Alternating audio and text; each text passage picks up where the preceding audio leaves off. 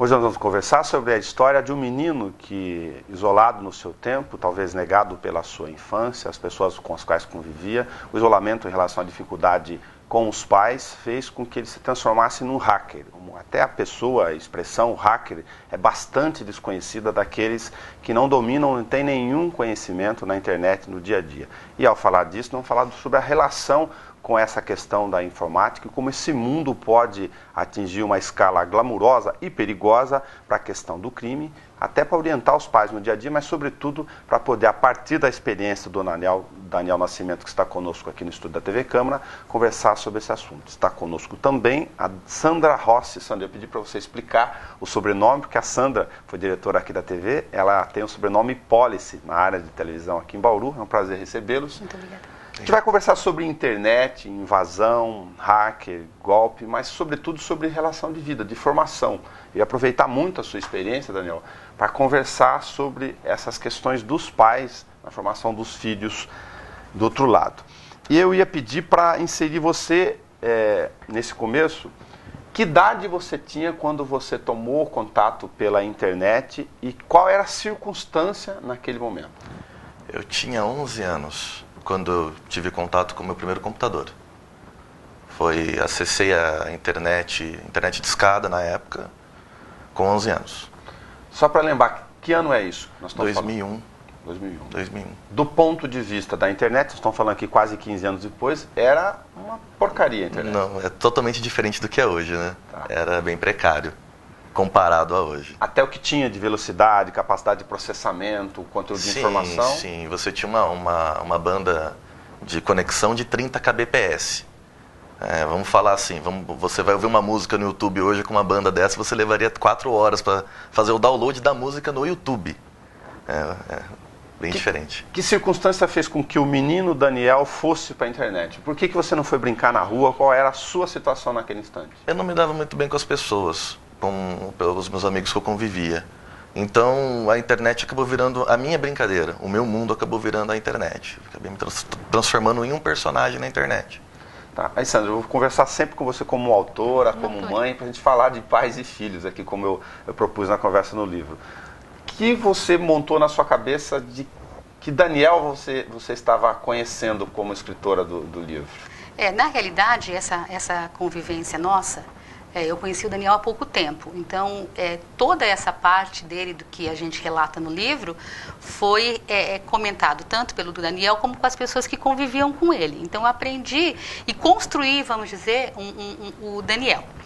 E pelo fato de eu ser bem mais velha do que ele, e a gente também ter toda a convivência como mãe, né? Então, é aquele conflito de você saber como que um garoto poderia fazer tudo aquilo que ele estava fazendo e as pessoas em volta não perceberem. Tá? E aí a gente volta hoje para os grandes problemas que a gente tem na educação. Quantas coisas acontecem dentro da casa da gente, a gente não percebe. Talvez até pelo fato de você achar que o seu filho está lá tranquilo. Ele está quieto, ele está bem, vamos deixar ele porque ele não está sofrendo.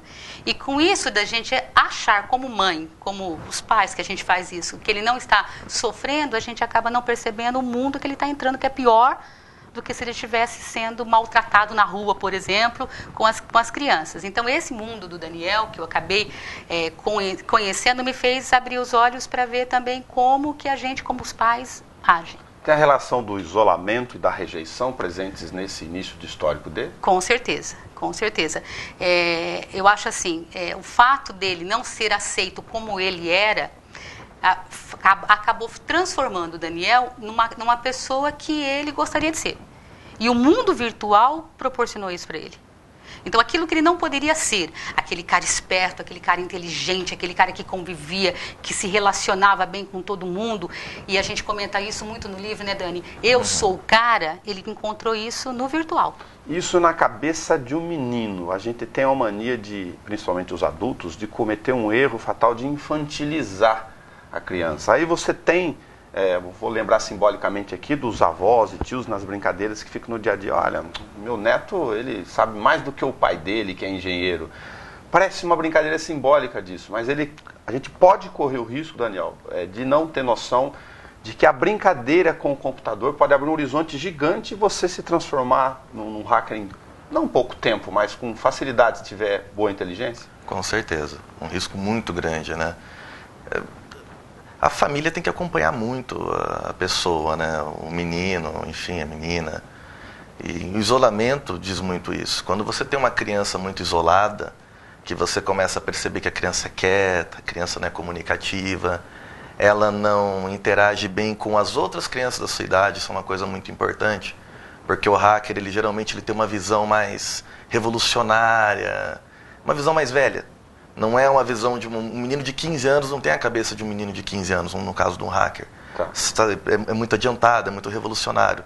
Então, quando você percebe isso, com certeza está surgindo ali sintomas que isso pode se tornar, essa pessoa pode se tornar um hacker, enfim, e vir a cometer crimes, fazer coisas que não se deve, né? Você comentou aqui que em 6 anos você foi para Curitiba, os pais foram para lá, teve uma série de passagens em Guaratuba, que é o litoral paranaense, não foi aceito, aí tem uma relação também de rejeição que a gente já comentou.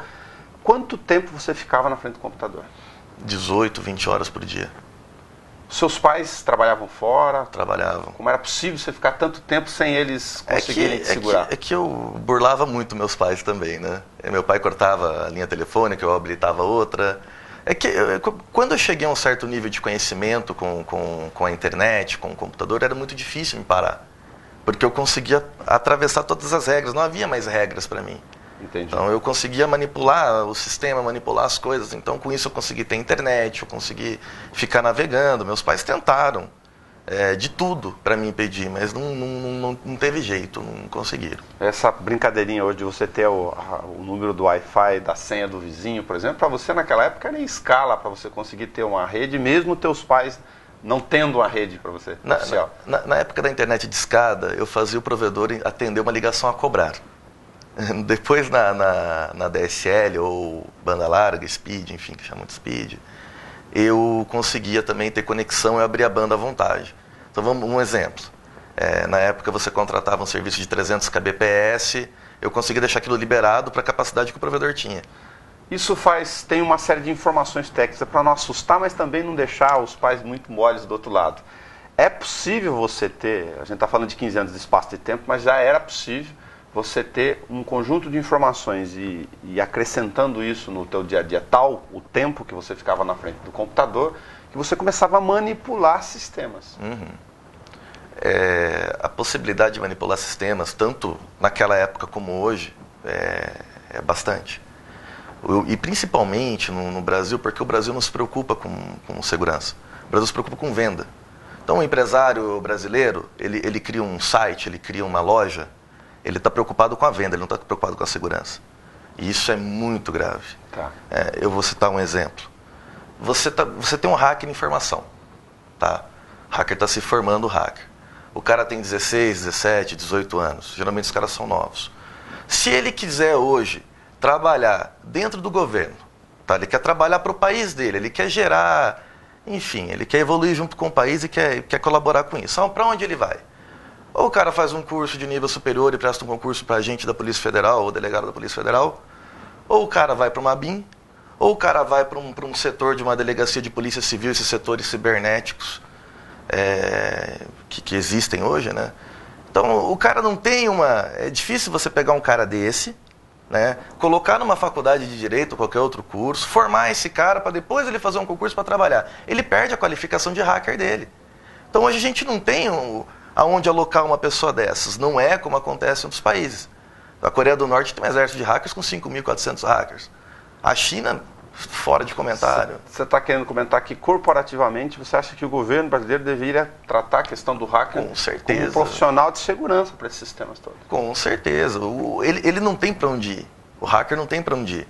Então ele quer ser hacker, ele quer trabalhar, ele quer quebrar a segurança. O que o hacker faz? Quebra a segurança. Ele não cria segurança, ele quebra a segurança.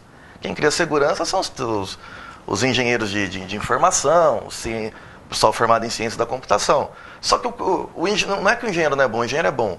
Só que ele não tem aquela malícia, aquela visão do hacker para entrar num sistema, para quebrar um sistema. E hoje você não tem aonde alocar esses hackers. Então o que o sistema faz com um cara desse? Ele pune. O sistema vai, prende esse cara, joga esse cara numa cadeia comum, acaba com a vida do cara.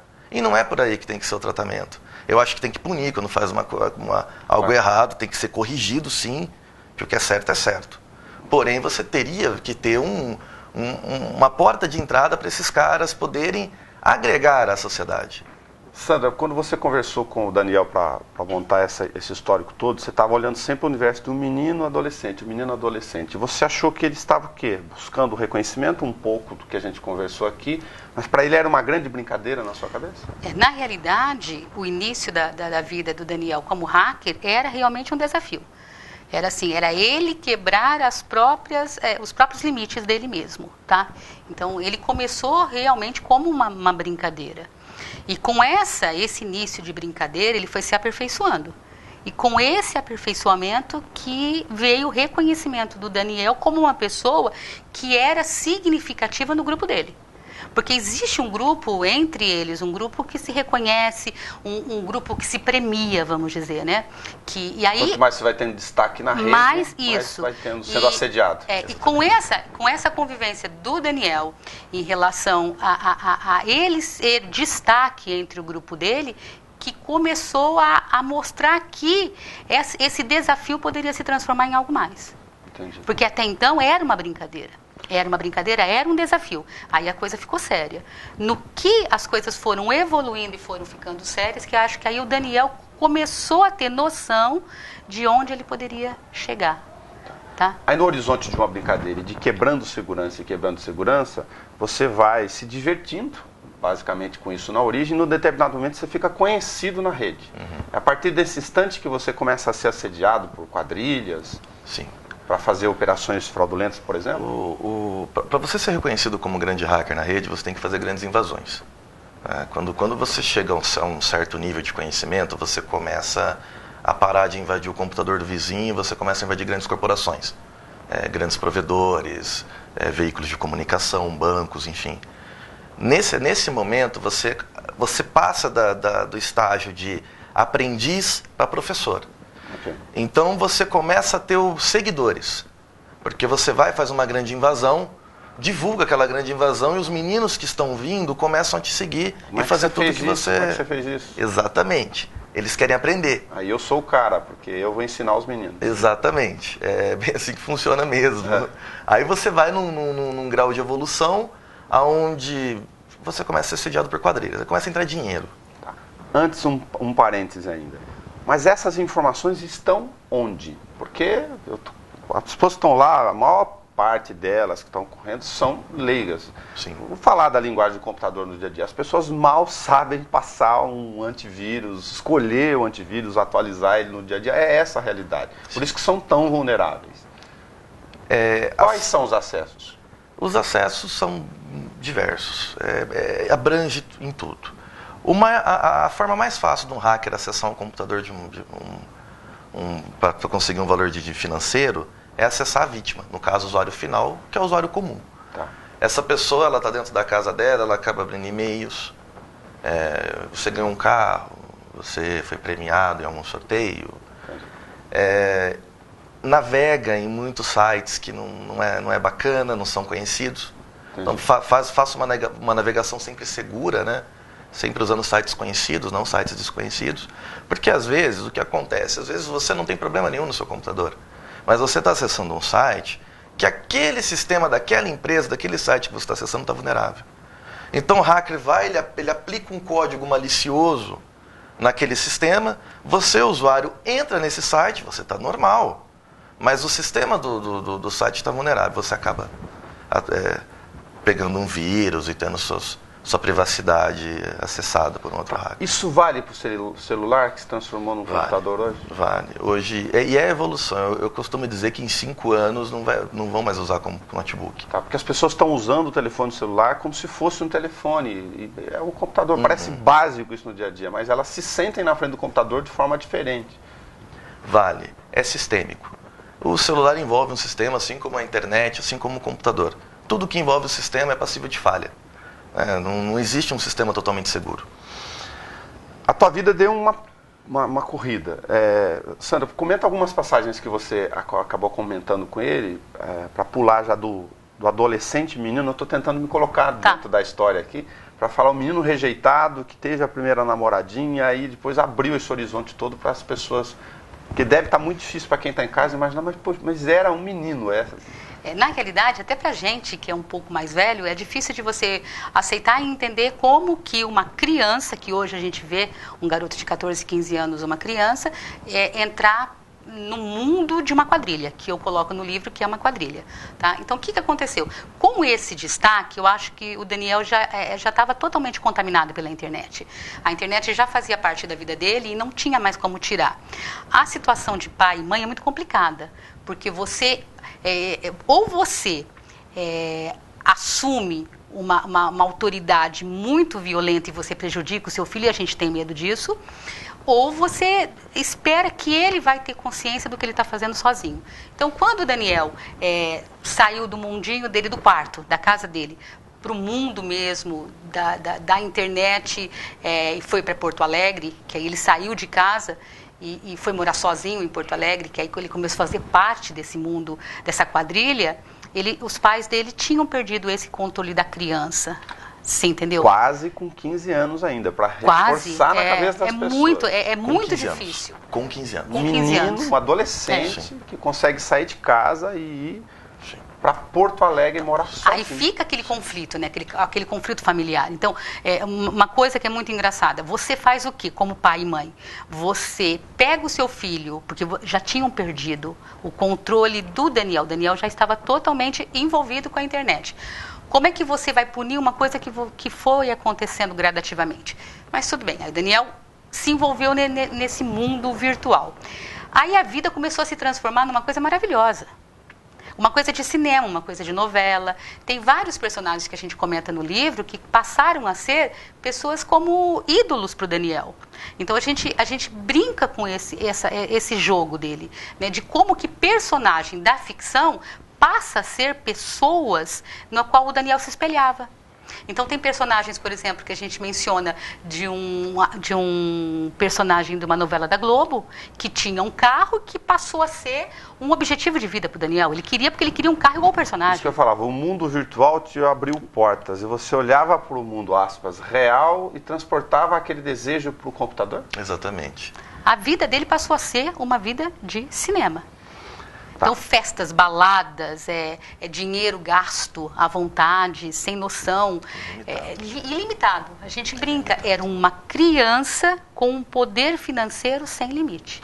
Não, as quadrilhas que querem fazer golpes na internet procuram os meninos de destaque, os bons do computador. Você estava lá em destaque, se posicionando bem, sendo reconhecido entre os teus amigos, ensinando os outros meninos, né? Porque aí você envolve nessa questão de reconhecimento que a gente já falou. E eles oferecem o quê? Como você começou os primeiros passos? Olha, oferecem dinheiro, só que é tudo muito controlado. Um exemplo, ela estava comentando do carro. Esse personagem era Renato Mendes, da novela Celebridade. Tá. Ele tinha uma BMW Z3, na época, revista Fama, etc. Não sei se você se recorda. Sim. E eu era fissurado naquela... Z3 conversível foi do 007 depois. Também, contra GoldenEye, Isso. também adoro. E, bom, eu quero um carro, né? Eu tinha que atingir metas para ter esse carro.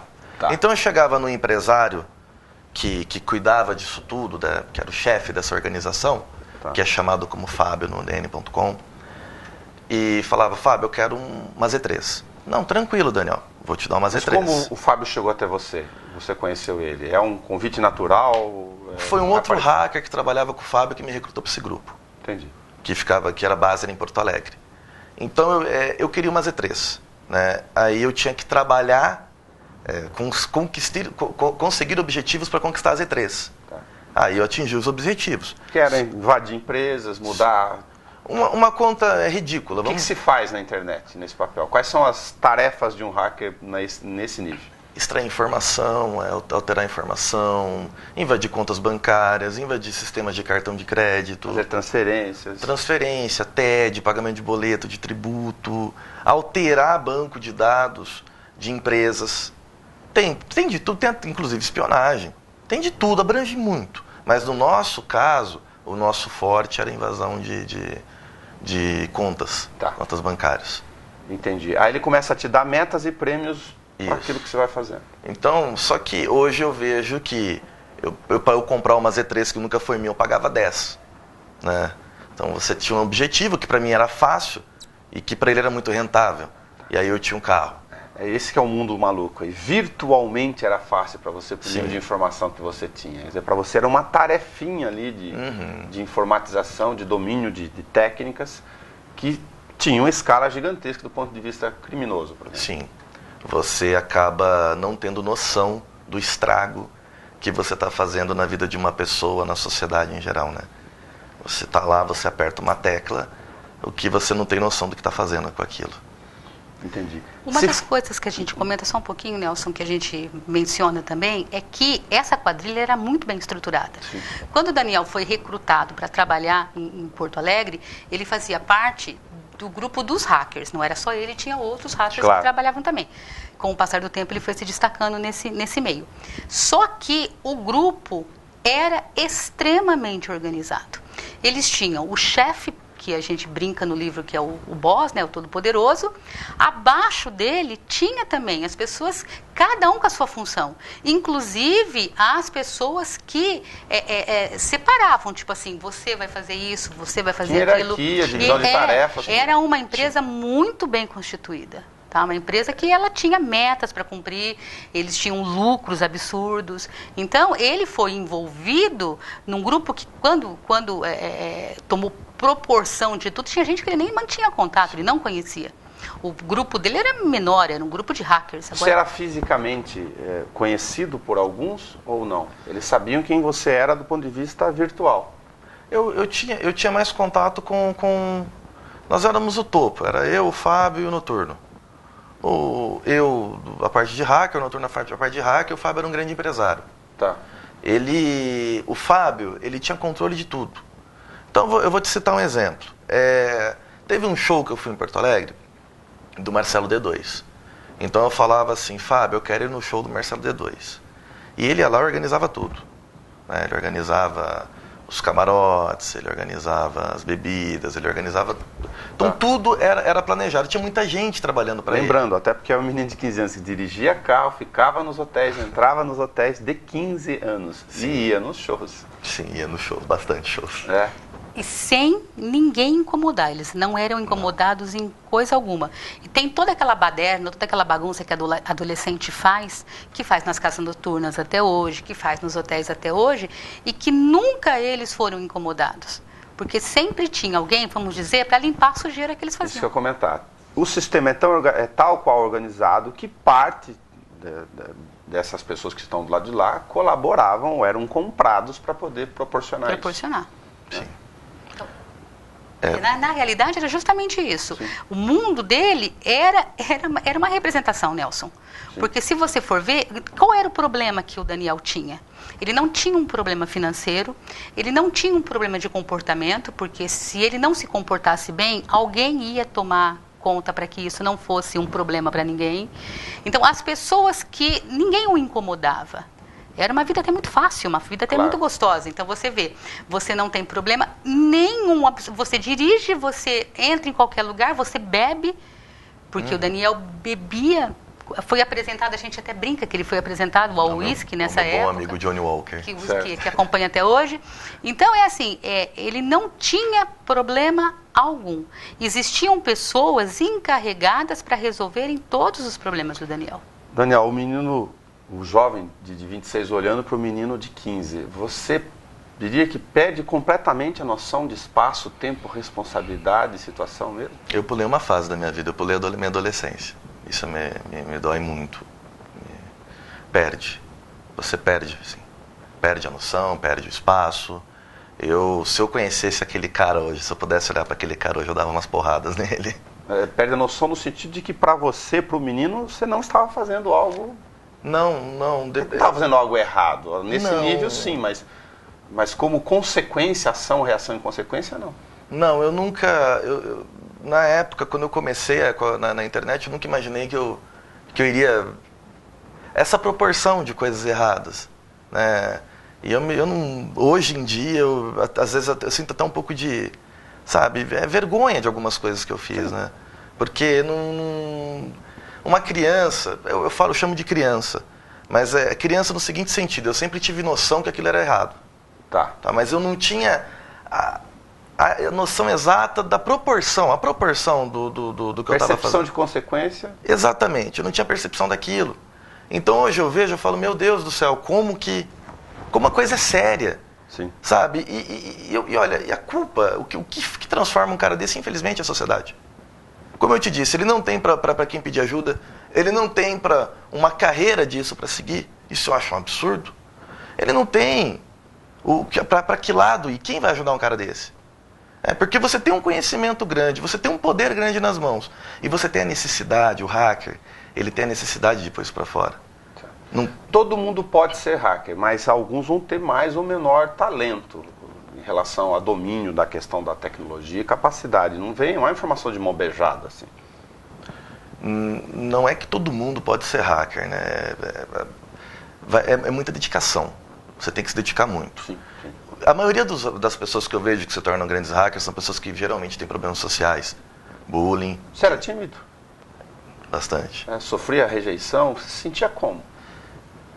Por que essa dificuldade sua inicial de convivência? A gente acabou não tocando nela.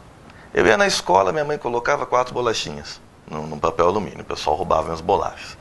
Eu tava tendo aula com a professora, falava, professora, eu tô com ânsia de vômito, que eu tinha anorexia nervosa. Eu era gay, eu era sei lá o quê, eu era... Bullying de todo gênero. Nunca ninguém sentou para perguntar o que está acontecendo com você. Exceto meus pais, eles sim.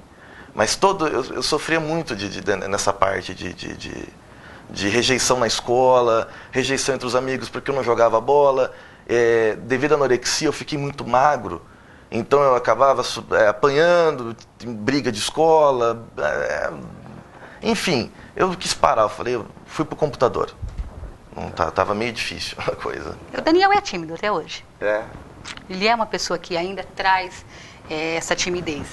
O relacionamento, tanto é que o nosso relacionamento foi uma coisa até engraçada, porque não era para ter tido a convivência que nós tivemos e a confiança que a gente teve, porque ele é muito difícil de confiar, de se abrir, de aceitar as pessoas. Muitas vezes a gente está em algum lugar e aquilo começa a ficar com muita gente, a gente já sai, o Daniel não gosta, e gosta de balada, não é que ele não faça isso, mas é o cara que gosta de ficar mais à distância. Conta sobre a proporção da Operação.com, porque aí entrou a questão da polícia, enfim, no meio, na segunda... Aí até então, na época, e é a maior operação de questão de crime virtual que se tem notícia naquele instante, naquela fase da vida dele. Tá. Aí, então vamos só curtar um pouquinho essa história, né? A partir do momento que o Daniel começou a trabalhar mesmo, a se envolver com isso, tudo isso começou a ficar muito maior. E como tudo na vida, como tudo que acontece, que tem essa relação com o crime, vamos dizer, quanto mais você ganha, mais você quer ganhar. E esse volume de dinheiro passou a ser uma coisa muito grande. Então, os bancos que eles invadiam, cada vez invadiam mais. Então, ao invés de ser uma coisa sutil, começou a ser um volume de dinheiro muito alto. E é óbvio, começou a incomodar. Claro. Né? E aí, com isso, começou a ter uma investigação, acho que muito tempo antes, desse tipo de crime virtual, que na época também era novidade até para a Polícia Federal. Não é que nem é hoje que a gente ouve, que a gente está habituado. Antigamente você não tinha isso, na época que o Daniel tinha. Eles começaram a ser, vamos dizer assim, vigiados, e sem perceber, tá? Esse grupo deles que começou a ser vigiado pela polícia, até o ponto de terem a operação em si, que a operação foi chamada de Operação.com. Por isso que o livro a gente colocou o nome DN, de Daniel Nascimento, .com, que é o nome da operação. Quando a Polícia Federal chegou para poder prendê-los, ela chegou junto com todos. Eles fizeram uma operação simultânea em Porto Alegre e entraram na casa de todos os envolvidos ao mesmo tempo. Para conseguir os computadores. E assim, porque aí com isso, com esse tipo de operação, eles conseguiram prender todos ao mesmo tempo, para não correr o risco de um avisar o outro, e também conseguiram todas as provas que eles ainda precisavam para poder desmantelar toda a quadrilha. Então, e a gente brinca no livro que até a operação, por Daniel, foi uma coisa cinematográfica. Porque parou Porto Alegre. Sim. Sabe, parou. Eram helicópteros, eram carros e mais carros da Polícia Federal. Para poder pegar o Daniel, o Fábio e o... Não só eles. Foram e 42 pessoas presas, Dani. Acho que foram 32 mandados de prisão, 38 mandados de prisão. No final da operação foram 42 pessoas presas. Você estava em hotel nesse período? Eu estava em um apartamento, em Canoas, região metropolitana de Porto Alegre. Entendi. Você já atender a questão do mundo glamuroso um pouco aí. Você dirigia, tinha acesso a veículo, Sim. hotel, comida, se quisesse passear de helicóptero, enfim. Os seus sonhos eram do tamanho das metas que te davam. Sim, eu fiz de tudo. Eu acelerava lancha em Jurerê Internacional, dirigia carros, entrava em hotéis, comprava as roupas que eu queria, da forma que eu queria, ternos. Tinha uma época que eu queria usar terno, eu colocava um terno e o pessoal, eu achava o máximo com o terno, o adulto, o executivo, e de repente o pessoal falava, pô, você vai para um casamento. Aí eu falava, não, parei de usar terno, vou usar outra roupa. E ele dirigia, viajava, ele pegava estrada, não tinha assim... Por isso você nunca te parou? Não. Parou sim. Já parou? Já, mas... Hoje, né? Enfim. Até hoje param, né? Para. Mas hoje você não tem mais 15. O que acontecia em Porto Alegre, para você entender, né, Nelson? O Fábio ele tinha um controle muito grande de tudo. De tudo. O nível de percepção dele de organização criminosa envolvia enorme. Saberem quem você é e tem que comprar. E uma coisa interessante também do Fábio, que a gente chama de boss, ele era uma pessoa muito importante dentro da sociedade de Porto Alegre. Ele não fazia questão, porque ele também tinha uma vida virtual. A vida virtual, vamos dizer, era essa, do crime. Tá. Mas ele, fora isso, ele era um empresário muito bem conceituado em Porto Alegre, que vivia no meio social, tinha contato com políticos, com pessoas famosas. Mas conhecido como o Daniel, o DN, o seu nick, ou conhecido com outras atividades? Digo, você no dia a dia. Porque você teve oportunidade daí de, sei lá, de fazer negócios, naturalmente. Mas nessa época não, né, Dan? Não, eu tinha uma vida de uma pessoa muito rica, mas acho que por causa da minha idade, as pessoas me julgavam muito como filho de grandes empresários. Falava. A tua identidade no mundo real passava batido. Um filho de papai. Tá, filhinho de papai. A visão que a sociedade tinha de mim.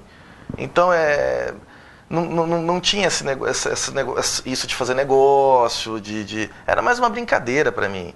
Então eu tinha minha vida, o meu mundo isolado, eu tinha meus carros, eu tinha minhas coisas, mas a sociedade me via em si como um filhinho de papai, como um filho de pessoas importantes, não como um criminoso, né? Uma pessoa que cometia crimes, nunca. Uma outra coisa, por que Porto Alegre? É porque é o maior centro? Deve ser ainda? Porque você fica pensando só muito em circuito, tudo a gente pensa por osmose em Rio-São Paulo na nossa cabeça, né? Isso vale para prostituição, um monte de coisa.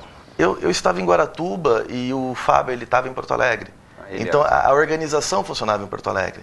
O Fábio tinha diversas empresas em Porto Alegre. Ele tinha empresas de venda de barcos, ele tinha empresa de venda de carro, ele era um grande empresário em Porto Alegre, que na verdade o que mantinha essas empresas, que eram para lavagem de dinheiro, era o serviço dos hackers, né? Os hackers injetavam nessas empresas. Então, quando eu cheguei em Porto Alegre, eu fui apresentado a um mundo totalmente diferente do mundo que eu conhecia. Um mundo adulto, um mundo da alta sociedade, de coisas sofisticadas, que eu não tinha noção, como na época, 15 anos. Seus pais só tomaram conhecimento disso quando você foi preso? A dimensão real? Que susto, que conversa você teve com eles no meio do caminho aí?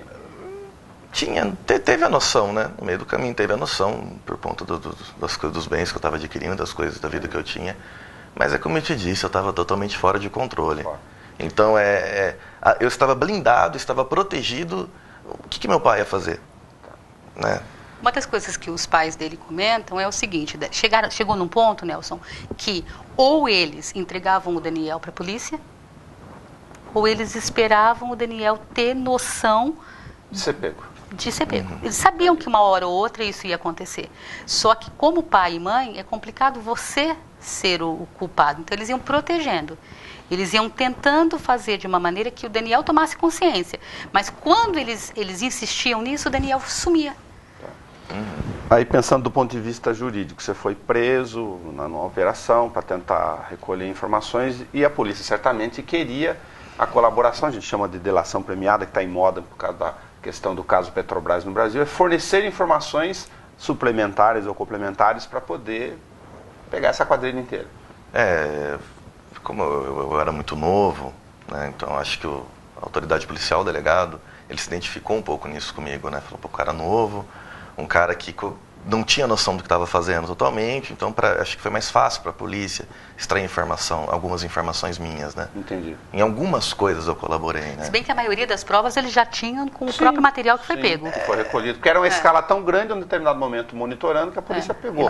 A minha colaboração, Nelson, foi mais em termos sistêmicos. Tá. Eu não tinha o que apontar de pessoas envolvidas. Não era dos casos, eu tenho que falar que A ou B faz isso Não. ou faz isso, você vai nessa conta. Não. Ele já sabia. É como eu faço essa operação para fazer essa fraude. Exatamente. Foi mais a nível de sistema mesmo, foi mais nível técnico. Eu não colaborei, eu não tinha o que falar das pessoas envolvidas. Para reforçar isso, a questão da autoridade. A polícia fala muito em inteligência. Eu não gosto particularmente do uso de inteligência, porque eu acho que a polícia está atrasadésima. Tá? Faz boletim de ocorrência na mão, consegue entrar na internet. Me desculpa, inteligência coisa nenhuma. Eles estão muito atrasados. Se falar em sistemas de informação nesse nível de crime, de lavagem de dinheiro, então, é um horror. Precisaram que o menino, à época, vou escancarar isso, prestasse informações de como burlar um sistema. Precisaram e precisam, né? Até hoje. Porque é como nós estávamos conversando antes de iniciar a entrevista, você não tem uma formação técnica de pessoas capacitadas dentro das polícias. Não estou julgando todos. Sim. Não quero fazer julgamento. A delegacia cibernética. Quem é a autoridade na delegacia cibernética? O delegado, que é formado em direito. O que uma pessoa entendida de leis tem? Que nível técnico essa pessoa tem para fazer uma investigação de um pedófilo, para fazer uma investigação de uma quadrilha de desvios financeiros? Então você não tem uma colocação, o hacker não tem uma colocação no mercado de trabalho hoje. Né? Então, estamos atrasados. O país como um todo está atrasado. Eu quero citar um exemplo. No caso da NSA, quando houve o grampo da Dilma, que o pessoal dos Estados Unidos leu informações, por que a Dilma foi grampeada? Vou fazer uma brincadeira simples. O computador onde a Dilma manda um e-mail, a Dilma tem um Facebook, um exemplo, estou usando. Sim. Então a Dilma usou o Hotmail para mandar e-mail, a Dilma usou o Gmail para mandar um e-mail. Quem são os donos do Hotmail e do Gmail? Os americanos.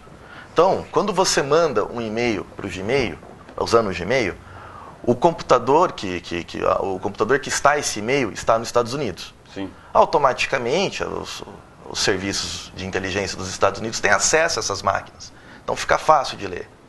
Se a Dilma tivesse um técnico, um chefe de segurança que falasse assim, presidente, não usa servidores de fora, vamos usar a intranet nossa, vamos mandar e-mail entre as nossas máquinas, para que não tenha um roteamento para fora do Brasil, para que não tenha um roteamento para máquinas que não estão hospedadas no Brasil, ela não teria sido grampeada. Então, se um presidente da República, uma autoridade máxima do nosso país, é grampeado de uma forma tão simples, tão ridícula, a gente está muito atrasado. Que ela também usou provedor de informação de fora, quando o sistema é tão básico que não usou o interno. Mas como um presidente, ministros, enfim, foi uma série, diretores de estatais, vão usar Gmail para mandar e-mail? Isso é um absurdo. Sim. Porque não tem segurança, porque não tem equipe. Porque se eu estou numa segurança uma segurança virtual, tecnológica, eu falo nunca que eu ia permitir uma coisa dessa. É possível abrir e-mails? Curiosidade, você ter acesso a conteúdo de informação ou você, no mundo do hacker, são números, são códigos somente? É possível, é possível, muito possível e é fácil. Entrar em conteúdo de informação. É fácil, porque é assim, né? Não necessariamente, se eu quiser ver um e-mail seu, eu vou invadir você. Eu posso invadir o provedor que você está usando.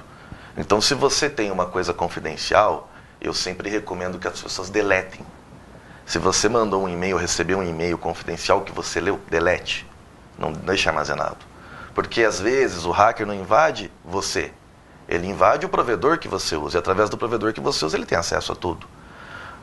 Quando você tem uma conta de e-mail, você tem um banco de dados, que é uma espécie de uma lista que está lá Nelson, login nelson.1, senha 123. Ok. Ele vai na tela principal do e-mail, log e vê seu e-mail. Então chega a ser fácil até, não é uma coisa tão difícil de se fazer. Então, a consciência, a dica que eu dou e a consciência que eu tenho com os meus e-mails, aí eu deleto. Eu vi, eu li, eu enviei, eu recebi, eu deletei.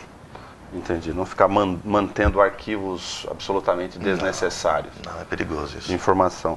Guarde Sandra, seus arquivos. Hein? fala sobre a questão da fase seguinte, de miséria. O que o livro conta depois desse menino que atingiu essa escala de glamour?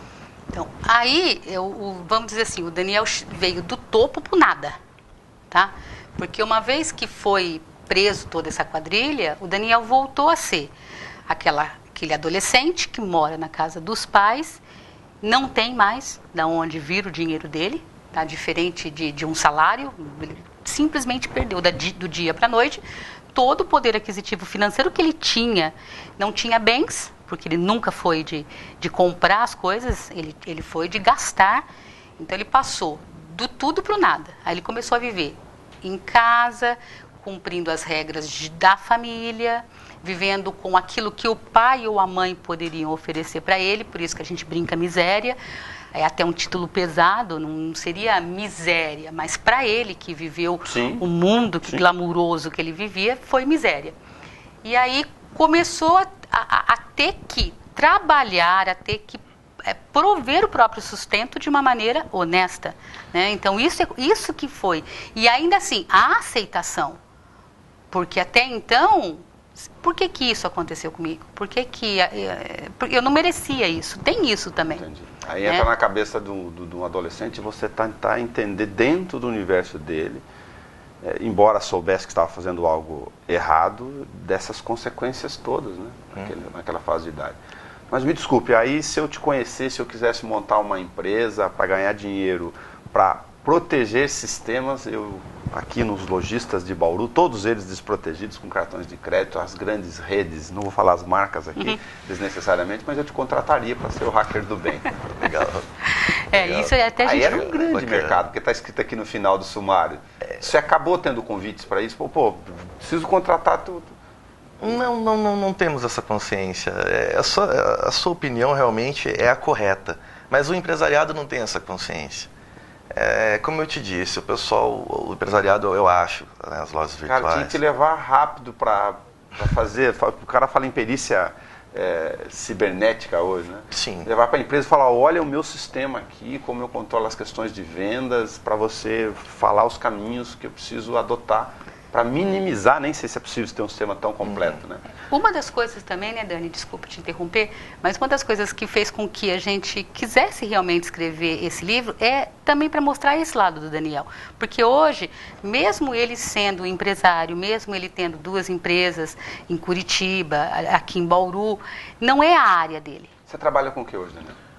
Eu tenho participação em uma empresa de ramo alimentício em Curitiba. Tá. Tenho uma empresa que trabalha com eventos, locação de mobiliário, enfim, utensílios, etc., em Curitiba também. Você não atua na área de informática? Algumas coisas, mas muito pouco. Mas não era um baita de um negócio aqui para você? E isso acabou não vindo, agora conversando com o adulto, né? Você essa altura não pensou, poxa, o nível de oportunidade que eu tenho aqui, não só a partir do livro, enfim... Mas para trabalhar em regime de questão de escala de segurança contra hacker em empresas? Como eu te disse, o Brasil não tem essa aceitação ainda. Você fala em segurança, você vai bater na porta de um empresário e falar em segurança, o cara vai falar, não quero saber disso. As portas não se abrem com essa facilidade. Não tem. Né? E é o seguinte... Pensar no mundo acadêmico, eu levaria você nas faculdades de informática para formação enfim. Eu acho até, Nelson, que agora... O Daniel colocando, até eu acho que o livro vai ajudar nisso, a mostrar que existe esse trabalho também, né? E que ele pode. Eu acho que, pelo que eu conheci do Daniel, o grande sonho dele hoje é trabalhar com a internet, mas uma maneira de auxílio, você entendeu? Sim. E eu acredito mesmo que ele vai conseguir isso. Tá? Não é ser um programador, que eu estava querendo dizer, que é muito diferente dessa questão de mercado. Não fica o mundo acadêmico, fica muito vago na questão aqui, mas é aproveitar essa escala gigantesca de experiência que você tem para poder trabalhar com sistemas de segurança. Eu acredito que as propostas vão começar a surgir agora, como já estão surgindo, né, Dani? Eu acho que só da gente começar a conversar um pouco sobre o livro, já começaram a surgir pessoas interessadas em chamar o Daniel para esse trabalho. Até tanto é que você está trabalhando já em relação a isso, né? Que eu faço. E outra coisa também que é muito interessante, esse tema, que para mim era uma coisa totalmente nova, nem imaginava tudo isso, que acontece? Ele está sendo muito bem aceito. A gente imaginava, sim, que o livro seria uma coisa bacana. Claro. Mas está assim, superando as nossas expectativas. Mesmo em relação ao tema, as pessoas estão muito interessadas, a procura pelo livro está muito grande. A gente a gente nem mencionou aqui, mas eu queria muito agradecer ao Rodrigo Kolbe, porque ele foi assim o nosso parceiro ideal, né, Dani? Sim. Ele foi o cara que parece que chegou na hora exata.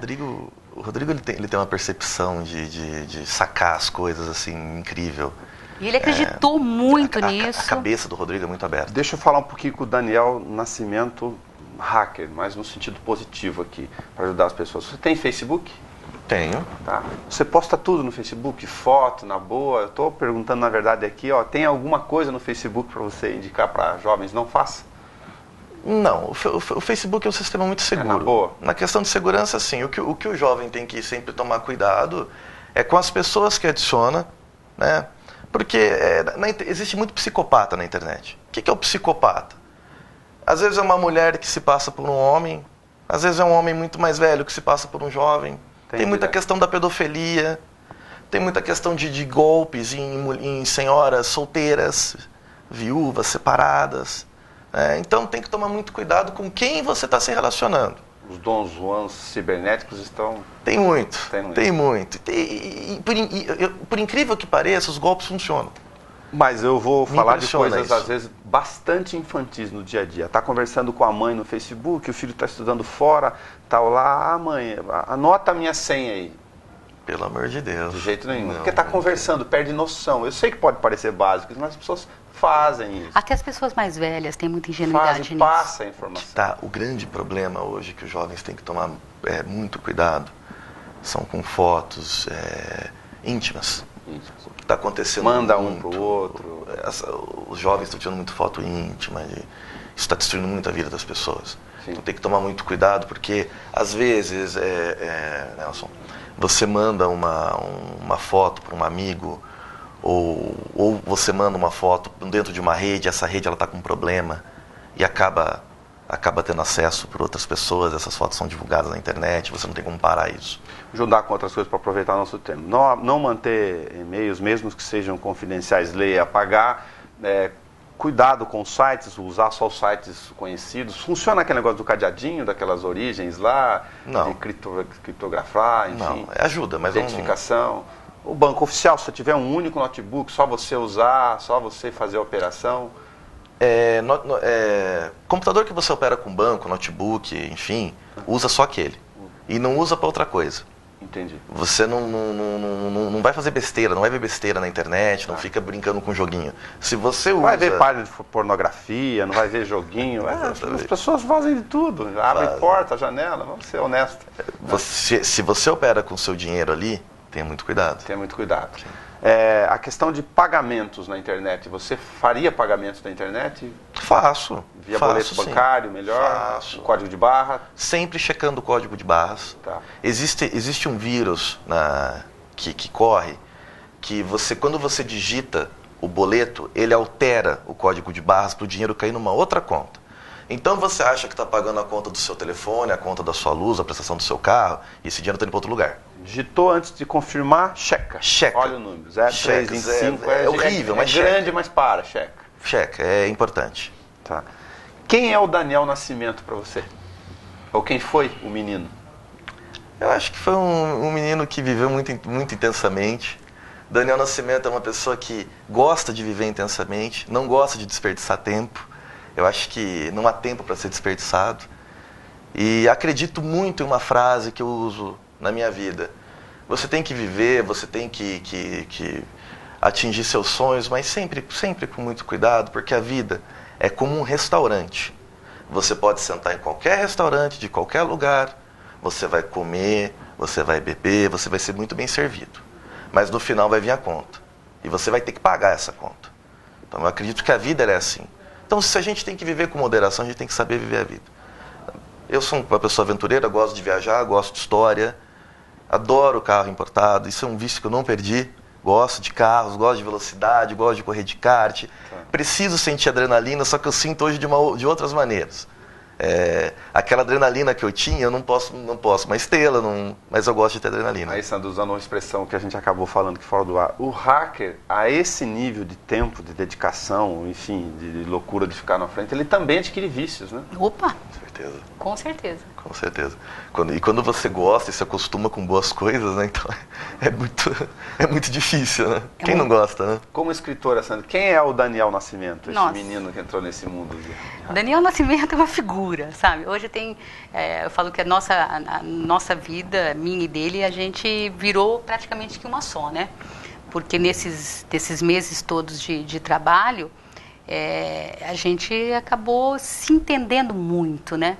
E eu conheço realmente o Daniel e sei o que ele pensa, o que ele quer, confio muito nele, agradeço bastante. E hoje eu acho o seguinte, as pessoas perguntam muito pra gente isso, eu até brinco com o Daniel, encontro com ele e todo mundo faz a mesma pergunta. E ele parou de ser hacker? Gente, você entendeu? Eu acho o seguinte, seria a coisa mais ridícula na vida do Daniel, ele escreveu um livro contando a vida dele, se hoje ele ainda fosse um hacker que ainda fizesse o que ele fazia antigamente. É uma coisa assim que a gente não precisaria nem estar respondendo a essa pergunta. É assim, né? Eu sou uma pessoa, duas perguntas que eu escuto muito, né? Você parou? Você guardou dinheiro? Rapaz, eu vou escrever um livro contando tudo isso para a Polícia Federal e a Receita Federal vir atrás de mim?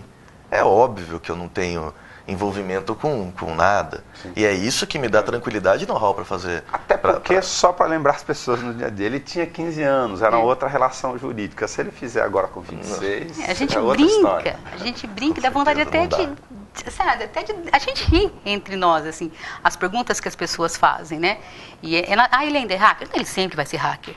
É um aprendizado que ele trouxe na vida dele e ele nunca vai deixar de ser mais. A gente estava conversando com algumas das autoridades, o Ministério Público, o Judiciário e a polícia aqui.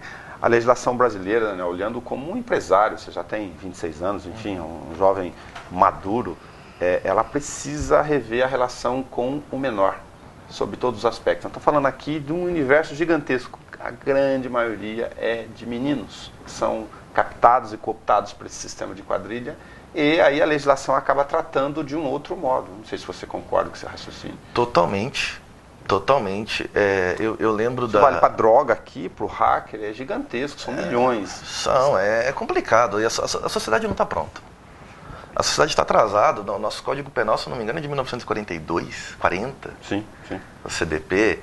Então, assim, o tratamento com o menor, o tratamento que a sociedade tem, está atrasado. Como eu te disse, você não pode, eu não acho legal você pegar um hacker. Aconteceu o que aconteceu comigo. Por tudo que eu passei, foi muito difícil. Sim.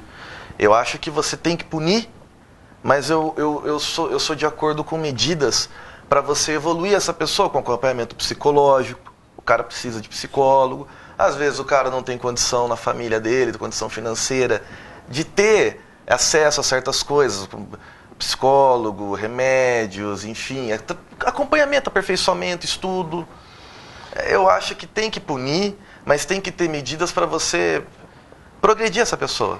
Cara, me desculpa que eu ser presunçoso, quero agradecer a entrevista, mas pedir para você, para a gente se despedir, você abrir correndo uma empresa de consultoria, na boa, para você prestar informações para empresas, setor público, inclui aqui o poder legislativo, executivo, judiciário, então nem se fala. Estão todos mais basicamente expostos para um universo de informações e na boa, porque ganhem dinheiro, né, de forma regular em relação a isso. Fazendo o que gosta, com a né? empresa de consultoria, fazendo o que você gosta, que é proteger sistemas. E falar para a Sandra é da editora Ideia, né, do Kobe aqui, do Rodrigo, onde as pessoas encontram o livro. O livro já está à venda na editora Ideia, na Saraiva, na Cultura, pela internet. Tem uma escala gigantesca de livrarias. Aqui nós também já temos na Empório Cultural e na Jaluvi. Empório Cultural também. Então, quer dizer, o livro... Livrarias Travessa do Rio de Janeiro também está vendo. E, por incrível que pareça, eu acho que a gente já está vendendo para o Brasil quase que inteiro, né, Dan? As grandes estantes. Muito bacana, muito bacana. O Rodrigo mesmo ligava para a gente toda hora, falando, acabou de vir uma encomenda lá de não sei aonde, lá do Nordeste, do Norte, umas coisas assim, bem malucas mesmo. Mas aqui em Bauru, para quem quiser, nós já temos nas livrarias do shopping e pelo site da Ideia principalmente, que está sendo uma grande parceira da gente. Muito obrigado pelo bate-papo, pela questão da descoberta aqui do mundo. A Operação.com, para quem não acompanhou alguma cifra na época, ela teve uma relação de desvio no total de 60 milhões de reais. Né? Lembrando que isso foi em 2005, né? Era um outro significado financeiro hoje. Um apartamento naquela época custava em torno de 100 mil reais, o que custa 600 hoje, 500. Bem significativo. Muito obrigado. Leiam dn.com e vocês que estão os pais em casa, não se assustem, não. É questão de relação cuidem dos seus filhos, verifiquem o computador no dia a dia, mas muito mais do que isso. Deem abraço, converse, leve para jogar bolinha de gude, alguma coisa, para que não entre nessa relação. Obrigado. Nós que agradecemos também, né, Dani? Muito obrigado.